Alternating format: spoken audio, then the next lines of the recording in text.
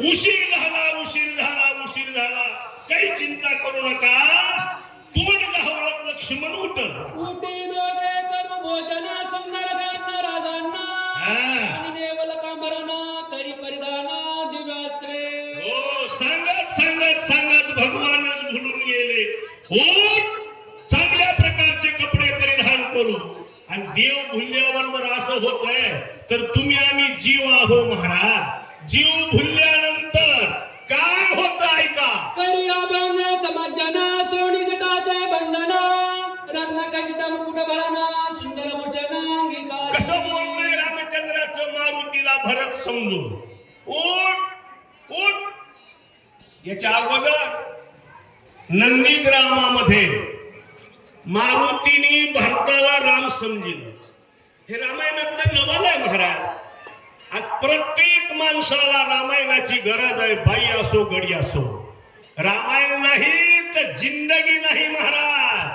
तुम्ही म्हणताल महाराज सांगतच असते तर अरे पण असलं आताच कळत नाही. हे कळो येईल अंतःकरी. भरत भावे कपिसी रामालिंगिया हृदयासी कथांगत सुग्रीवासी प्रेमोत्कृसी. काय सोन्यासारखी संधी महाराज.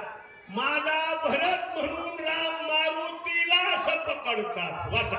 जुपती सकळ भांडार गणा वे झाले मूर्छा पडणा ऐका. परत प्रेमाती गाणा रघुनंदन भुलविला. काही जादूटोन असतो महाराज. एकाला सांगायचं. काही मंत्र असते एकाला सांगायचं.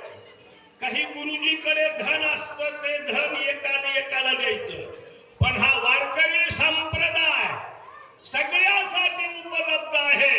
इथं कशी गंमत आहे एकनाथ महाराजांची ओवी टाकण्याची. हे सगळं प्रेम या सर्व लोकांवर असं पसरल्या गेलं. म्हणून सगळ्यांना राम भजनाचा अधिकार आहे. डगमगे झालिया शब्दाची कृपे पडलिया क्या बात है. प्रेमे उतलिया समाधी लागली सर्वांशी. सगळ्यांच्या बोलण्याला कुलप पडले. बोलण्याला कुलप पडले म्हणजे मुके झाले का. नाही. त्यांना दुसरं ऐकूच वाटाना. आम्ही नामाचे धारक.